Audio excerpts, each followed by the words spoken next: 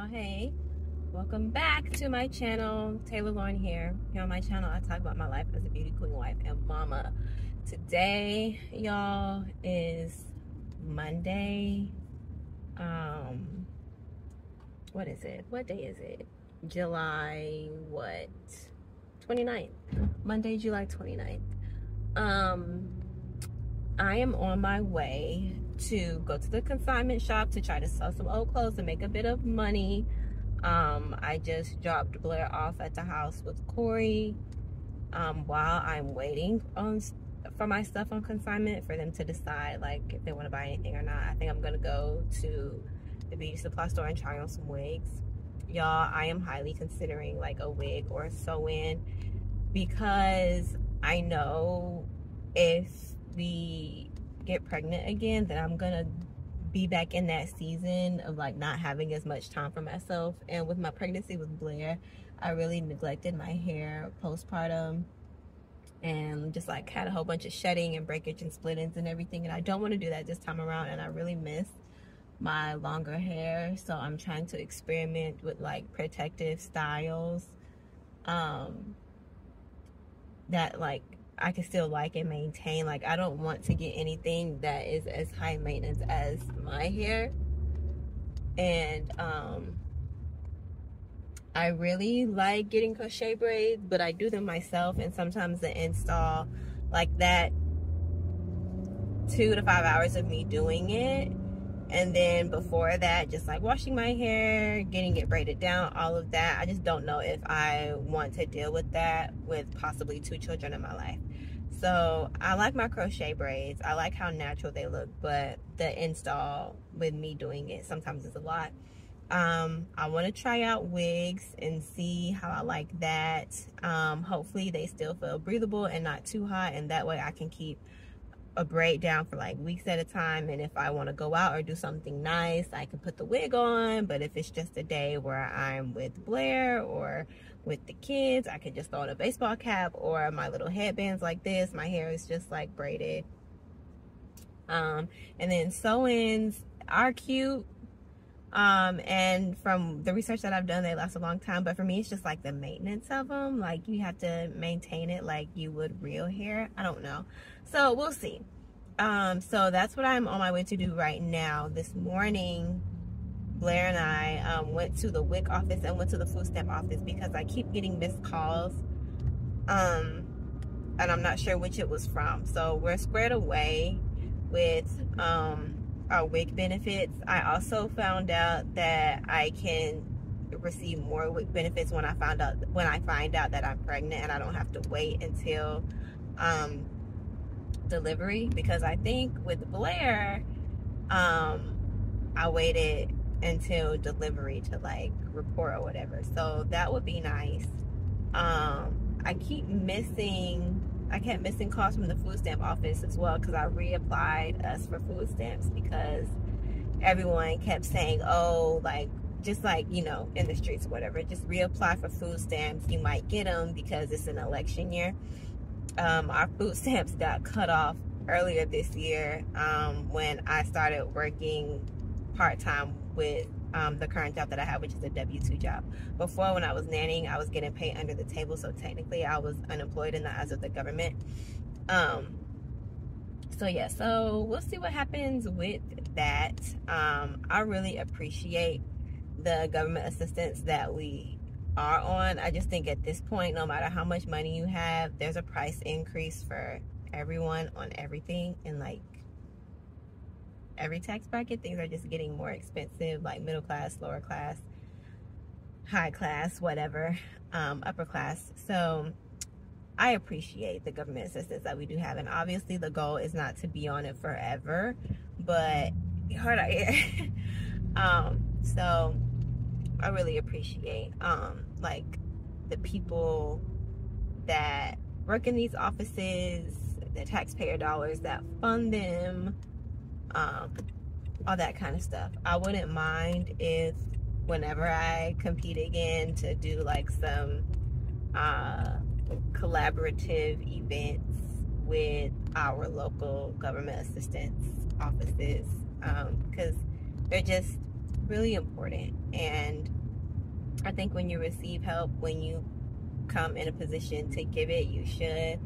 And when we reach our financial goals, I would love to like donate or help out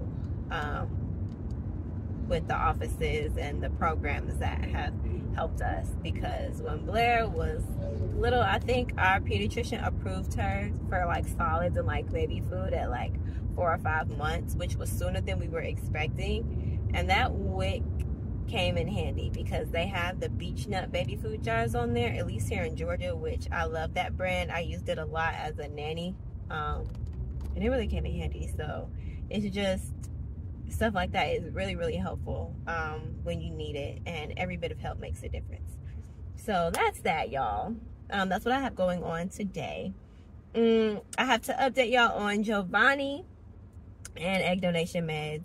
So I'll start with Jovani first. So I did not make the cut for Jovani Elite. Today is Monday. March started yesterday. I did not make the cut, and I am very sad just because I wanted it so bad. I still do want it. I talked about this more on my close friends on IG, but I will give like a synopsis of how I'm feeling here too. I'm very sad that I didn't make the cut because I do feel like I would be a great candidate. I feel like I have a great walk. I am a simple size girl. I really do like Jovani. I've worn Jovani before. I've been competing in pageants. I have 15 years of pageant experience. So like in the pageant industry, you know Jovani, you know the brand. And I just feel like it would have been a great opportunity for me to grow and more modeling experience and networking, and you know, just having a variety of experiences in the beauty and pageant space under my belt. I didn't make it. If the opportunity comes around for me to try out again, and if it's a good season of life for me to do that, because I am trying to grow my family, then I will do it, because I still do love the brand. I still do love Jovani. With that being said, there are a few things in the process that I did not like.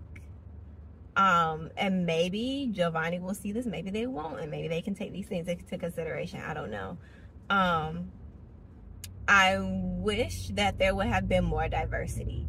If you go to the Jovani It Girl page, and if you look at the semifinalists for this cycle, the cycle that I tried out for cycle 16, there are hardly any black or brown girls. I think all in all, there are maybe 24 It Girl semifinalists and 6 Elite semifinalists. And you will probably see 3 or 4 girls out of that, what, 24, 25, 26, 17, 29, out of that group of 30 that could pass for black or brown girls if they are not black or brown girls. Everyone else is white or either passes for white. So something that appealed me to Jovani It Girl and Elite was the reviews and the promotion of diversity. And I think in the beauty space, the most evident type of diversity is physical appearance and skin color. And I didn't see a lot of that as they were announced in the semifinalists. There weren't a lot of curvy or plus size girls that made it. There weren't a lot of black and brown girls that made it. And I'm here in Atlanta, Black Mecca of America, and I know for sure that there were a lot of black girls that tried out here, especially at the Fit for a Queen casting, which just so happened to be the last casting that was on the 21st. So I wish there was more diversity. Side note, and I'm not saying anyone is racist or prejudiced. I'm just saying, as a black woman, these are the things that I think about as a black woman who was born and raised in the South, born and raised in what is one of the black meccas of America, Atlanta. These are just things that I think about with how I was brought up and just knowing the oral history of black people, black women in this country. I find it interesting that the last 2 castings for Jovani It Girl and Elite were here in Atlanta at Beauty Queens Galore and at Fit for a Queen. Beauty Queens Galore was on the 13th. Fit for a Queen was on the 21st. Mind you, March started yesterday on the 28th. So you're having castings literally a week before the experience starts. And the last two castings just so happened to be at two popular dress stores here in the Atlanta area that are both female Black owned. And I'm just trying to figure out why at these castings last minute. And it is just seeming like a way to say, hey, we have these castings in predominantly Black areas so that Black girls could have the opportunity to audition, but we're not going to cast them. Because at that point, the week before the show starts, I would imagine as an event coordinator, as someone on the marketing team, as someone who's running the show, I would imagine a week before that you already have your girls cast. Why are you waiting a week before to still do castings? So it just makes me think that, hey, we added this casting last minute, but we're not even looking at these tapes. We're not even gonna look and see if these girls got cast or not. Because it was a lot of good Black girls that went to the Fit for a Queen casting, and none of them got cast. None of them got cast. And I was thinking, okay, if I'm not gonna make it, surely there are some other girls that I know that did a good job, that I know are, you know, making their mark on the Atlanta pageant circuit, that are gonna make it, and none of them did. So it was disappointing that there wasn't as much diversity as they hyped up and claimed that they were looking for.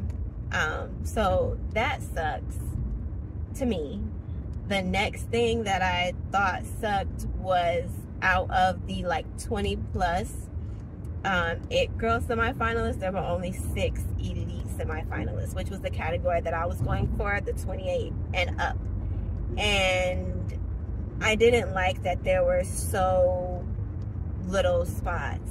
I think that they could have done like 14 It Girls and 10 Elite. It just further puts emphasis on the devaluing of women as we get older, as we become wives and moms. It's not an equal value, and that was disappointing to see, because I was like, surely they're not just doing 6. There have to be more. So I wish they would have given more spots to Elite.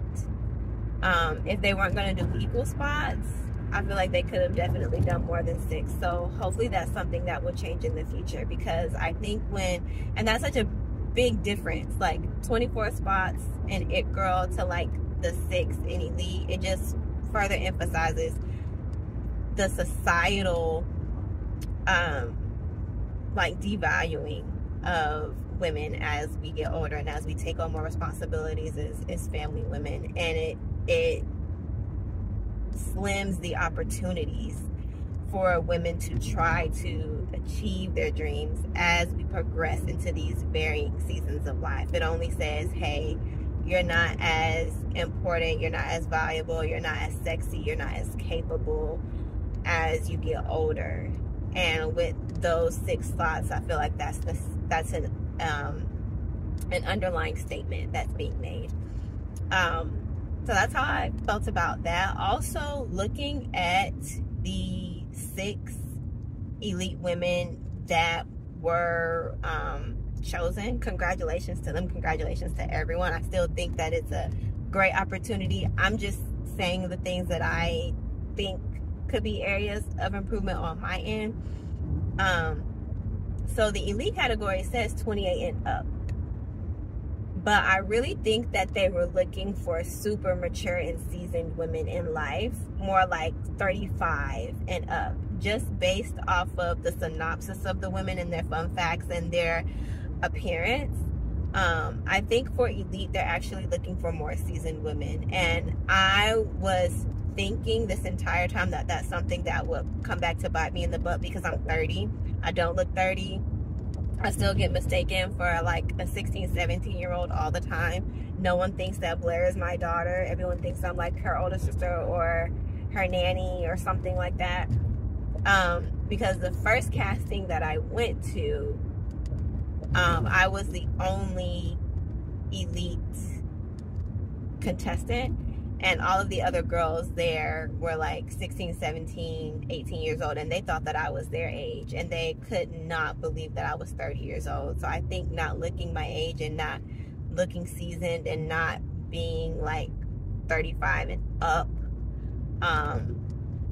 maybe came to bite me in the butt. And I'm finding just in the pageant industry in general that puts me in sort of this limbo place where I'm no longer a miss, but I'm not quite far enough in life to be taken seriously as a Mrs. Contestant. And I don't look like a Mrs. Contestant, but I can't help that my black don't crack and that I look youthful. And I'm not gonna let me still being a newlywed and being married for under 5 years and whatnot, like, stop me from pursuing things that I want to pursue, or stop me from competing with other Mrs. Contestants who are, you know, 10 years older than me, or have more kids than me, or are career women and not stay-at-home moms. Like, that's not something that I should let hold me back. I think that I should still go out for the things that I want to go for, and expand people's perspective and palettes on what it means to be you know, someone on the other side of 30, and to be a wife and to be a mom. Like, I shouldn't have to wait until I have more experience under my belt. I should just be embracing the experiences that I have as they come. So I do think that is something that, you know, worked against me. But I'm not going to allow it to stop me or get me down, if that makes sense. So that was something else. The final thing that I didn't really like is, I hope that Jovani starts to notify girls whether they make it or whether they don't make it, because this experience is a week long, and that's a long time for anybody, no matter what season of life you're in, to be away from work, to be away from school, to be away from your family. And people have to plan their lives, especially someone like me who works part-time, who's a wife, who's a mom, whatever. And I wish that they would just notify. I wish there was like, okay, if you haven't heard anything by this day, then you didn't make it. If they're not going to notify everyone, I understand, like, there's an influx of applicants, and maybe you don't have the bandwidth or the capacity or just the time to notify everyone who auditions, but there should at least be a cutoff date, like, hey, if you don't hear anything by this date, then you didn't make it. Because all weekend up until Sunday, I was trying to figure out, like, what the communication policy was going to be, and if I made it or not. And I think they announced, like, the last elite semifinalist maybe like Saturday night at 9 p.m. and then all of the girls who made it started sharing on the stories that they were in Atlanta, and Jovani started reposting them. So I felt that that was kind of like a little sneaky, like, I understand building the anticipation, but we're talking about people's time and money and, like, their calendars here. So I just feel like they should notify you, or there should be like a cutoff date for knowing how to plan your life for the next week. And this was my first time doing the casting, so maybe I'm just being dumb. Maybe this is a normal thing for people. Maybe other girls just know that this is how Jovani operates. And they, you know, knew, okay, if I haven't heard anything by this day, then I didn't make it. But this was my first time, so maybe it was a learning curve for me. I'm still learning, like, the culture of castings specifically for Jovani. So I don't know, but I think that they should notify you, just because a week is a decent amount of time, and people just need to know how to plan their lives. I did take off. Me and my husband did take off work this week just in case I made it. So he's off work for the whole week, and he's just gonna spend some time with Blair. I'm still gonna not work today, obviously, but I think I'm gonna go back tomorrow, because it's just like, why not? I only work part-time, so it's not like a huge thing. So yeah, those are just the things that I took issue with. But overall, I did have a great time at the castings. I think it was so fun and a great experience, and I got a little more out of it than I expected networking wise. So I would love to try out for it again. And now that I've done it, I kind of know what to expect and maybe know the things that work with me and work against me. But I do hope that Jovani would take those things into consideration, especially with the diversity and the communication. So that was that. Let's talk about egg donation. So Thursday, Wednesday was my last day of taking birth control. Thursday, I went to the clinic for blood work, urine sample, ultrasound, and my FDA approved physical. And all that an FDA approved physical is they are just making sure that your body is healthy, outer wise, I guess is the best way that I can explain it. So they take documentation of how many tattoos and piercings that you have, where they are, any scarring. They look for like any infections, you know, broken bones. They check your lymph nodes to see if they're swollen.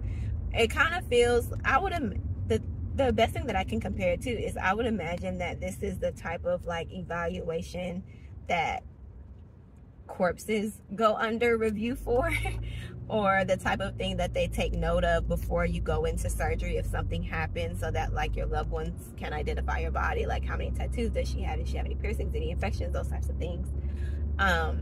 So that's all that is. And I had my first ultrasound before medications, and that is just when they look at my ovaries and they look at the health of them. They see how many eggs I have right now. And it's so funny, my left ovary produces more eggs than my right ovary. And every time I have my cycle, I always cramp more on the right side than I do the left. So that exiting dying egg probably always comes from my right side. And my left side always produces more. But once I start my injections and they start growing, then they'll even out. And I'll have, you know, good growth on both sides. So I always love getting the ultrasounds because it's just so interesting for me to see what my ovaries and my uterus looks like without a baby, because typically the only time that women have ultrasounds is when they're pregnant.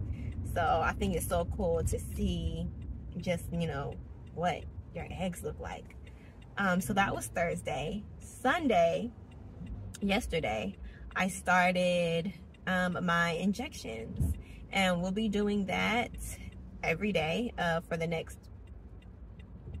week, next 2 weeks. My egg retrieval surgery is actually scheduled for the 10th of August.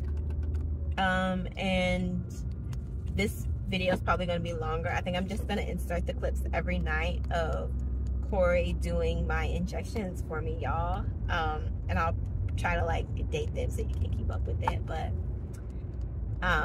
yeah, and I think honestly, like as far as Jovani goes, it really is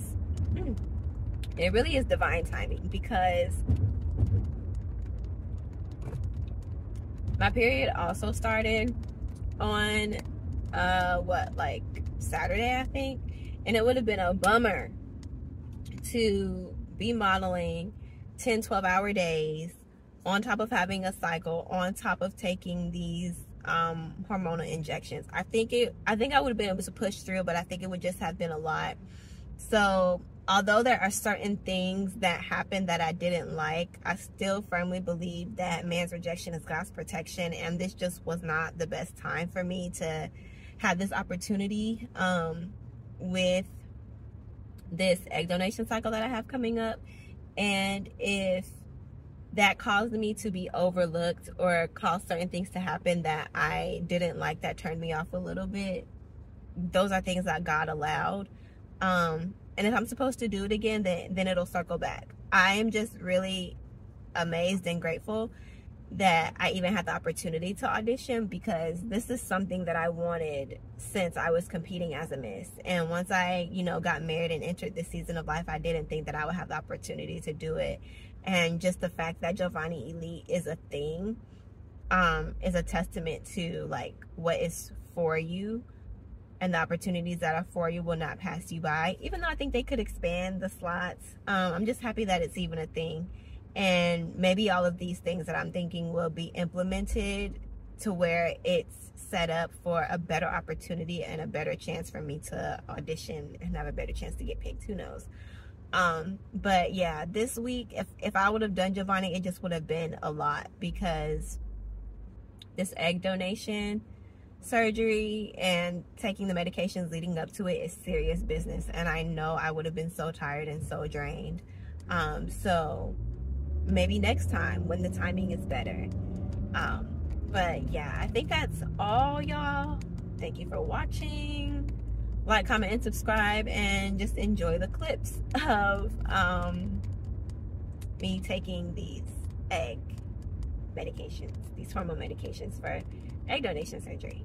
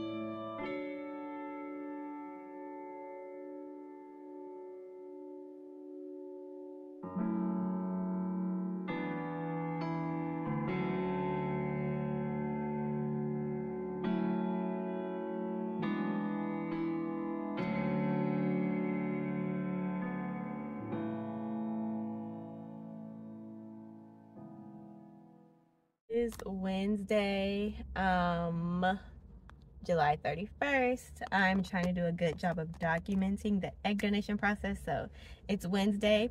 I had my first ultrasound since starting medications on Sunday this morning at the clinic, and it went really, really well.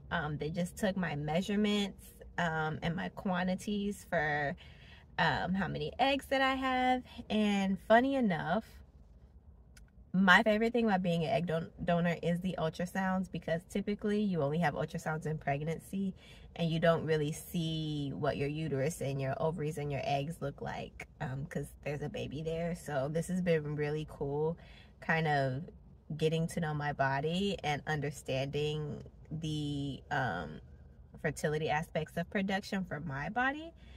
And so Thursday, before I started medications, I had like a pre-ultrasound before medications, and I think I had maybe 7 eggs on my left side and maybe 2 or 3 on my right. And I am just the type of person, I'm the type of woman where one ovary produces more eggs than the other. And this is how it was the first time I donated as well. And so today I went in and I have 7 eggs on my right side and 19 eggs on my left side since starting medications on Sunday. So after 3 days of being on meds, they're doing what they're doing. And I think that's more than my first cycle. I think my first cycle for my first ultrasound after meds, I think there may be like 12 on my left side. So my left ovary is the one who gets busy, okay? So I think I go in again Friday, and then after Friday I think I go in every day leading up until surgery on the 10th, and then I'll have my bed rest, and then a few days after that, or just based on the recommendation for the doctor, we'll be able to start trying for baby number 2, because we'll be in that super fertile window. So I'm very excited, and I was very tired this morning, y'all. My fertility clinic is an hour away from where I live, and my appointment was at 8:15. So I woke up at 6:15 and was out the house by 7:15. So yeah, it's going really well, and I'm very excited. And this was just the pick me up that I needed, because I'm tired. Blair was up late last night. And I have a longer shift of work today. I'm working 6 hours instead of 4. But I'm off tomorrow, and then I start my weekend schedule, my new weekend schedule. So it should be good. But yeah, I'm excited. And I'm just thinking, like, a month from now, I could be pregnant with my second child. And it's just so exciting. And I'm so grateful, and God is so good. So I'll continue to update y'all.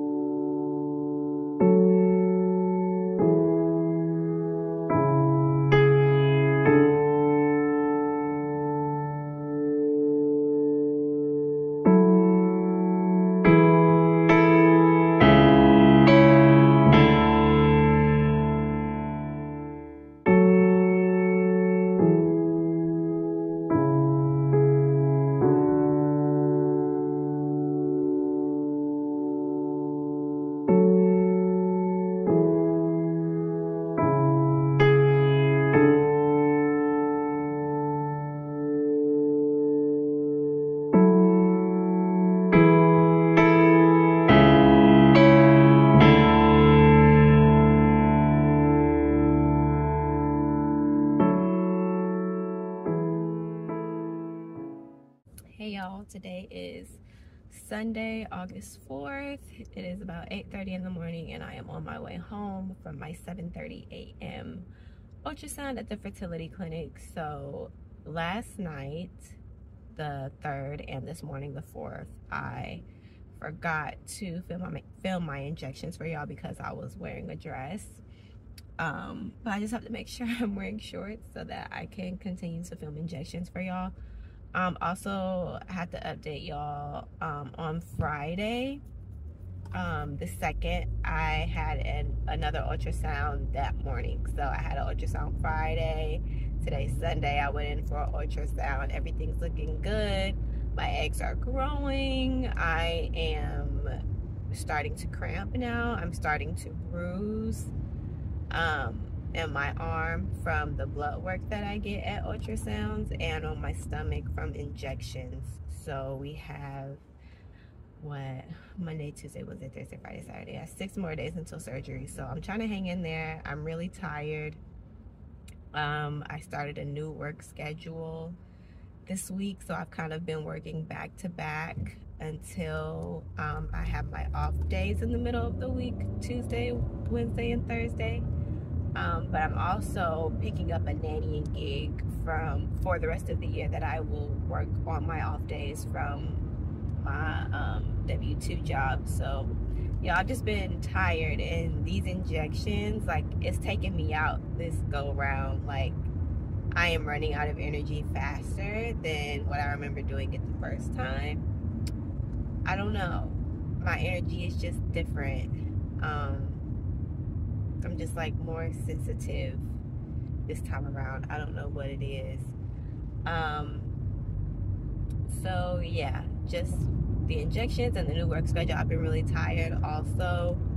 My appointments have been earlier because with my new work schedule, I start work at 9 a.m. versus like the noon, 2 o'clock that I was doing beforehand. So I've been having to go into my ultrasound appointments earlier, like 7:30, so that I can get back home in time to clock in. And the clinic is an hour away from where I live.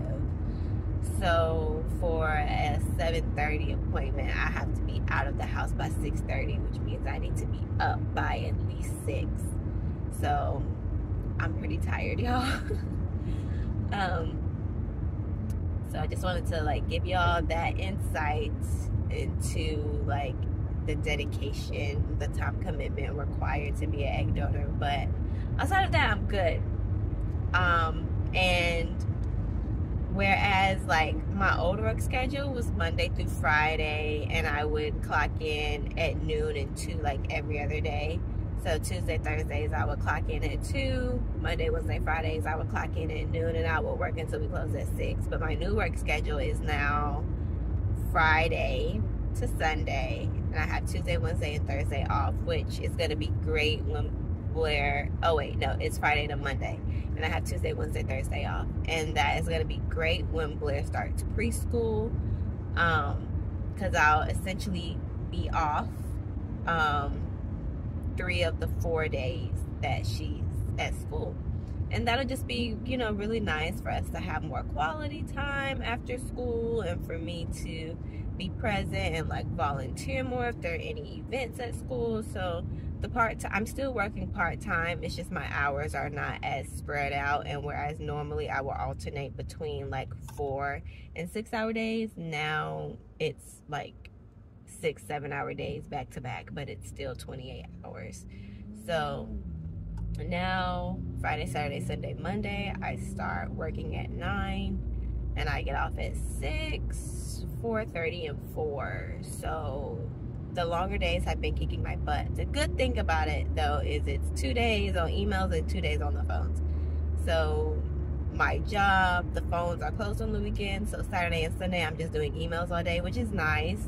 But I'm noticing since I've been doing it, I need to take like screen breaks because I'm not used to looking at the computer screen for that long. And like alternating between sitting at my desk and like laying in the bed using a heating pad. I think that's just for this week though, with my egg donation cycle.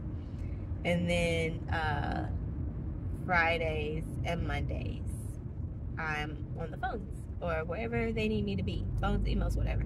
So I'm very excited about the new schedule. It's been kind of a lot starting it in the middle of this egg donation cycle because my energy has been really, really down, and I'm just really, really tired.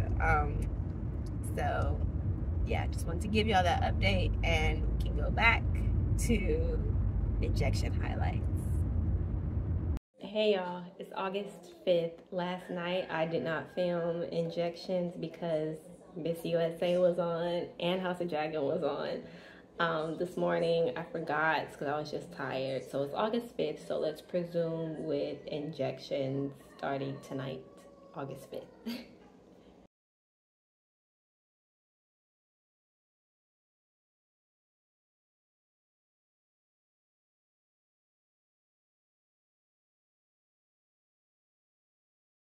All right, y'all, it is the morning of August 6th.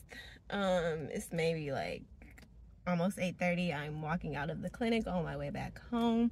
Y'all, at this point, I'm just gonna stop filming injections because I keep forgetting. I didn't film this morning just because I was tired and I was at my mom's house. But I think at this point, so today's Tuesday, August 6th, my surgery is scheduled for Saturday, August 10th. So at this point in the process, I most likely will start going in every morning for monitoring an ultrasound because I'm Wednesday, Thursday, Friday. I'm like 4 days out from my surgery. So around this time, you go in like daily, kind of similar to when you're pregnant, and as you get closer to your delivery date, you go see your OB more often. So yeah, and at this point, how I'm feeling very crampy, very moody, very like short-tempered, uncomfortable. Like when I sit up and when I stand up and sit down, as you can see, my mind is like not working. But as I stand up and sit down, that bending portion, like in my waist and hip area, is tender and uncomfortable. I'm starting to waddle a little bit when I walk, and that's because my ovaries are getting full with eggs. Also at this point, I think my first recap I told y'all, I had about 19 eggs on my left side, and at first, when you first start your medications, they start to monitor quantity, but now I'm getting to the point where they're starting to monitor growth and size, and instead of just counting how many eggs I have on each side, they are measuring them now for a size, because not only do you want a lot of eggs, but you want a lot of eggs that are of mature size so that they will be ready for retrieval extraction on your surgery day. So I think on my left side now, I'm measuring, and y'all remember my left side is the side that like does more work. And I actually found out that that's pretty common. Most women have an ovary that produces more eggs than the other. So today on my left side, I think there are about 20 that are measuring over 10 millimeters, I think. And then my right side only has like 5. So that gives you an idea. So last night, Blair and I, today's Tuesday, so I'm off work with my new schedule today, tomorrow, and Thursday, but I'm nannying today. I think I mentioned to y'all that on my off days I picked up a nannying gig just to make a little extra money, just to save more money as we prepare to get pregnant with baby number 2. So last night Blair and I stayed the night at my mom's house because the clinic is like an hour away from my house, but about 35 minutes from my parents' house. So we may just be at my parents' house for these next couple of days. I don't know yet, because I still have to nanny on our side of town in Peachtree City. So I don't know, y'all. At this point, I'm feeling a little moody because I'm coming here every day now. It's starting to take like a bit of a financial toll with gas, but in retrospect, not really, because when you're an egg donor, if you're with a good clinic, and I think I've shared this with y'all before, I'm an egg donor through Shady Grove, and I love them. I've had a great experience as a donor, so I can only imagine what the experience is like as a patient. But I haven't come out of pocket for anything. All of my medical care has been paid for. I don't pay for parking when I come to the clinic or anything like that. The only thing that I'm paying for is gas to and from these appointments. And because the clinic is an hour away from me, it can start to take a toll, especially this second week of the 2-week period, because that's when I start coming every morning. But we only got 4 days left, so we're gonna press through. And it's really interesting going in the clinic because when you're an egg donor, you know, have to go through all of this like pre-screening. I'm pretty sure you do as a patient as well. But they tell you to like be discreet when you come in. Don't let other people know that like you're an egg donor, and they slip you your parking what's it called? Your parking decal very discreetly, so people don't know that like you're an egg donor. Because when you go in the clinic, obviously there are other people there, there are other women there, there are, you know, couples in there, so you don't really know outright who's a donor and who's there to receive IVF. But because this is my second time being a donor, I think you can pretty much tell. Like, donors are usually like younger women, they're single, there's not anyone in there with them.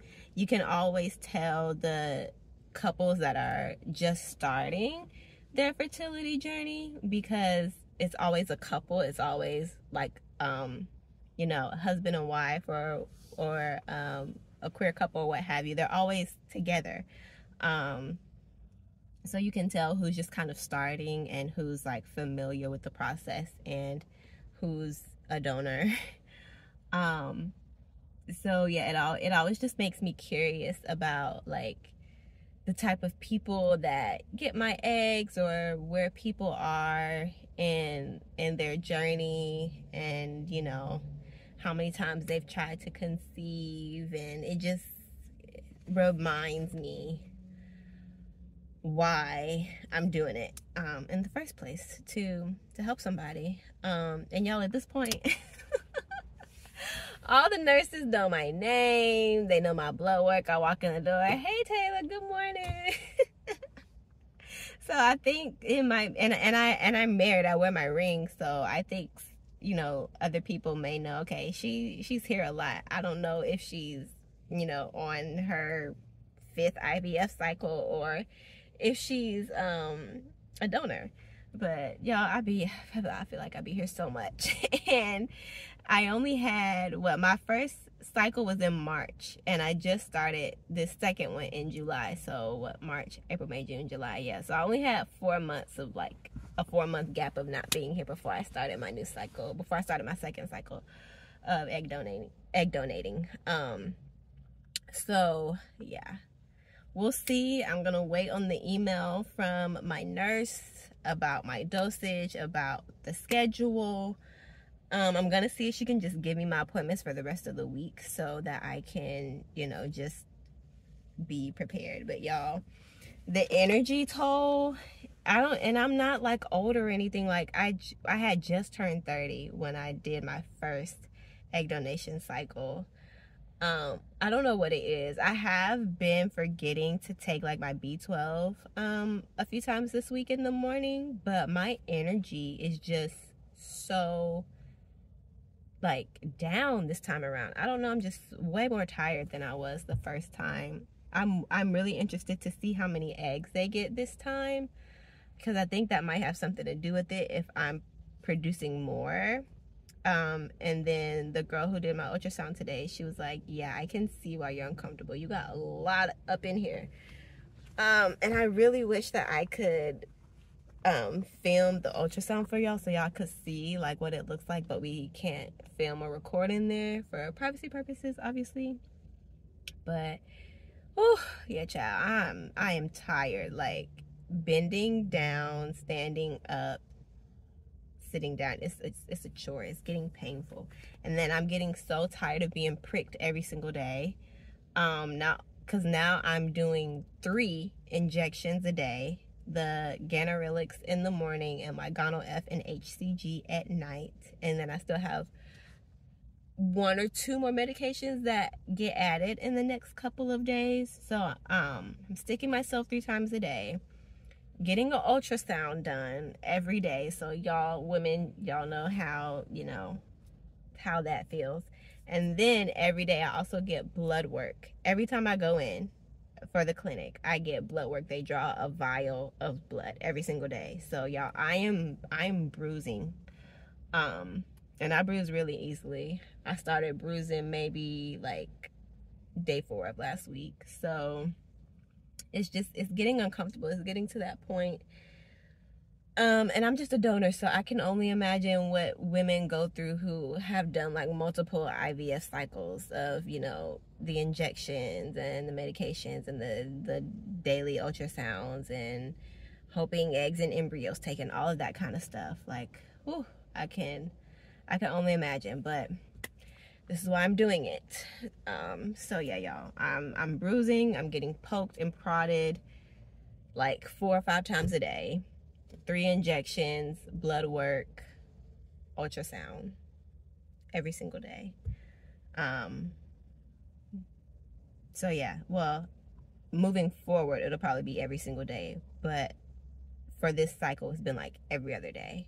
But tomorrow I'll probably start coming every day until Saturday. So yeah. Oh gosh, y'all, it's so crazy. I think to close all of this out, I'm still going to film every morning that I come in and give y'all a recap, and then film a little bit the morning of the surgery. I know I'm going to be in so much pain. Last time I did it, it literally felt like labor. The final shot that I have to take, it essentially induces you. It honestly feels like Pitocin. And I was literally feeling like I was contracting, about to push out a baby. So I don't know how much I'm going to be able to get on Saturday, but I will try to get something for y'all and then close this video out with that. And then I will probably do like a follow-up on what we spend the egg money on for Shady Girls specifically. And don't quote me on this, because at the time that y'all see this amount could change. But for my first egg donation cycle, the compensation was $65, and every time you do it after, it goes up $1,000. So for me as a second-time donor, the compensation is going to be $7,500. So I think I'll do like a little recap with y'all to let you know what we how we use that money, what we spend it on, how we save it, all that kind of stuff. It is taxable. So at the end of the year, I'll get like that filing from Shady Grove. I think like a 1099 is like a contractor or something. So I have to remember to set aside a portion of that, like what they say 20% for taxes or something. So yeah, I'll let you guys know how that goes. And now I'm gonna head back home, go get my child because my parents are watching her, and then just try to press through my week. All right, y'all, it is Wednesday, August 7th. I'm leaving my appointment at the fertility clinic. Got my ultrasound today. It was pretty quick. My appointment was at 7:45. It's like 8:07. And I start going every day starting yesterday. So went Tuesday morning. Today's Wednesday. I'm gonna go again tomorrow morning, Thursday, and then Friday morning, and then have my surgery Saturday morning. So yeah, this one was pretty quick. Everything is still growing. All of my eggs are still growing. I'm not as crampy this morning as I was yesterday morning, but I still have the rest of the day to get through, so we'll see. I think maybe yesterday was just kind of like a turning point of growth, and my body was doing a lot of work. My ovaries were doing a lot of work. So yeah, I feel much better today.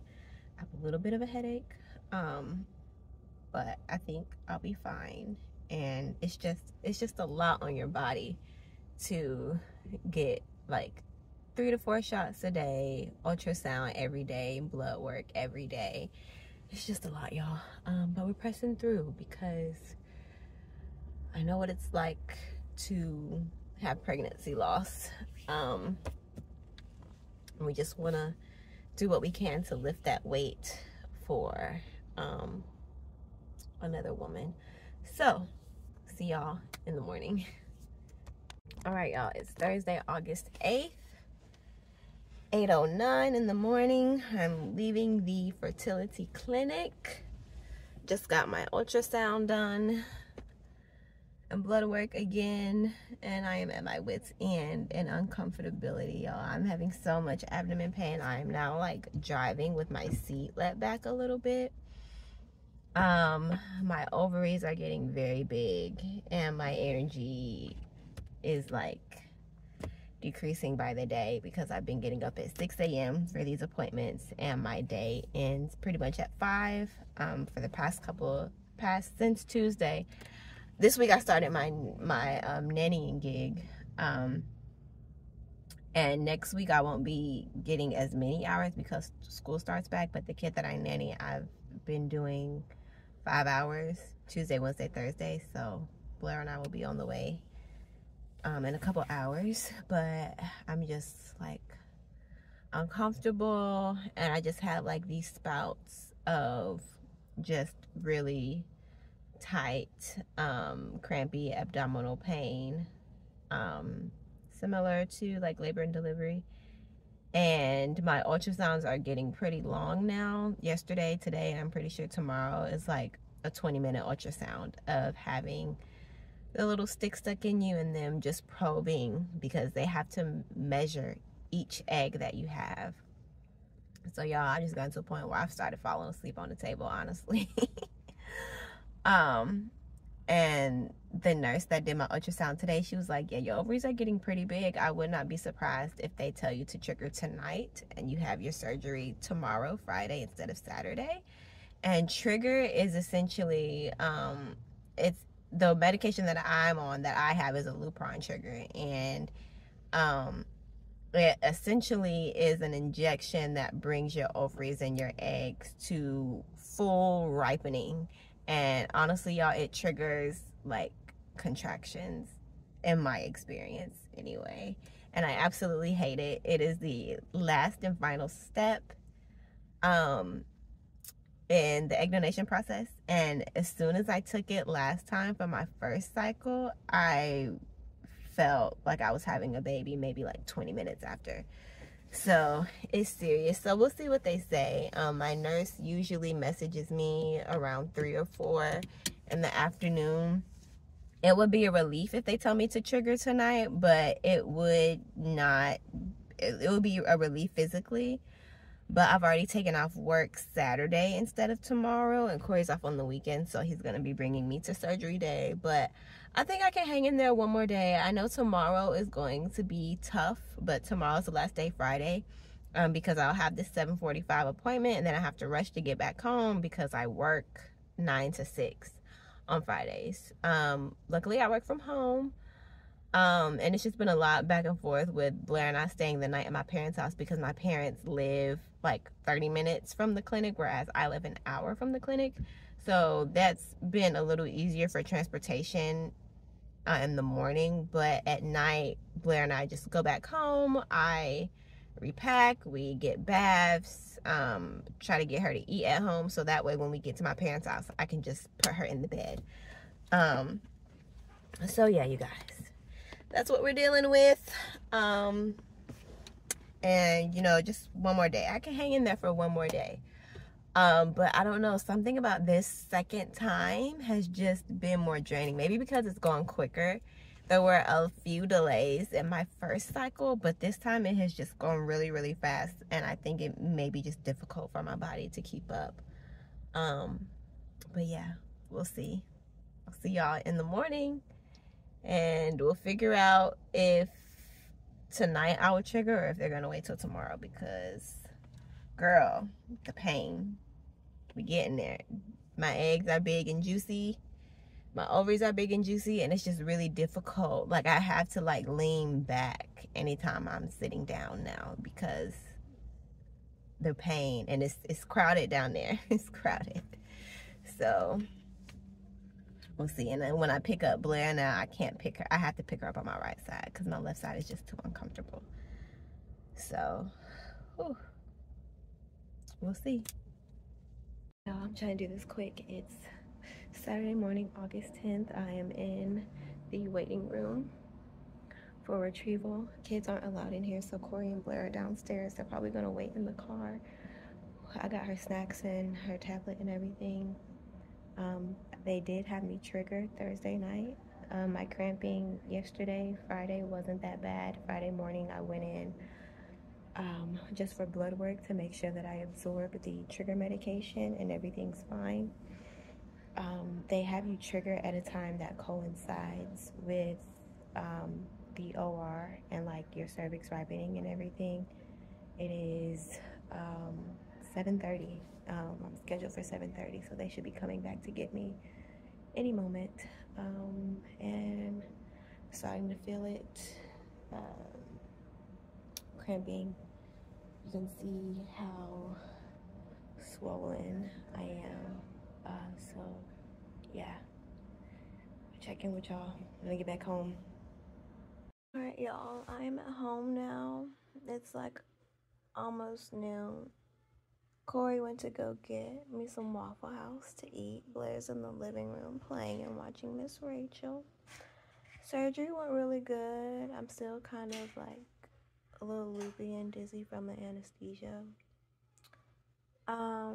So I checked in at 7:30. They rolled me back to the OR at 9, and we got home around 11. So it was about an hour surgery. But the whole process is like 2.5 from you checking in to leaving. And they were able to get 14 eggs this time. That's not as many as they got the first time, my first donation. They got 32. But I am like a little older now, I guess. The first time I donated was like in March, and now we're in August. So it's just really interesting how your body can change and what you can produce just, you know, in a couple of months. But I'm very happy with how everything went. All of the nurses were still nice and great, and things were timely, and I was comfortable. So today's the first day. I am on bed rest all day today, and I should start feeling better tomorrow. I can't resume any physical activity for the week, so I'll be able to go back to Pure Barre next week. and I have to wait about a week for my period to come, because that's an indication of like my body resetting and like all of the hormone drugs like getting out of my system. And then we can start trying for our second child, and I'm just so happy that I was able to do this and ease the burden, hopefully, for someone else, because for those that desire it, being a parent and being a mom is so fulfilling. And I just hope that anyone dealing with that is keeping the faith and staying strong and trusting God in the process, because I love being a mom and I love being a parent, and if I can do anything to help someone else on that journey, I'm more than happy to. And egg donation was an outlet for me to do that. So I've been very happy with my experience. Despite the pain and uncomfortability involved, I know that it's worth it, and I know someone will be very grateful for it. So yeah, y'all, that's the end of this egg donation video. I'm gonna wait for my husband to get back home so I can grub down on some Waffle House. Thank y'all for rocking with me. I know this is probably like the longest video on my channel. But I appreciate y'all, and I hope you consider becoming an egg donor if you know it's pulling on your heart. And if you are a mama going through IVF or on a pregnancy journey or overcoming loss, I promise you, God has you, and joy comes in the morning. And just keep at it, because this is a test that will absolutely turn into a testimony for you. So I'm going to rest, y'all, and I'll see y'all in the next video.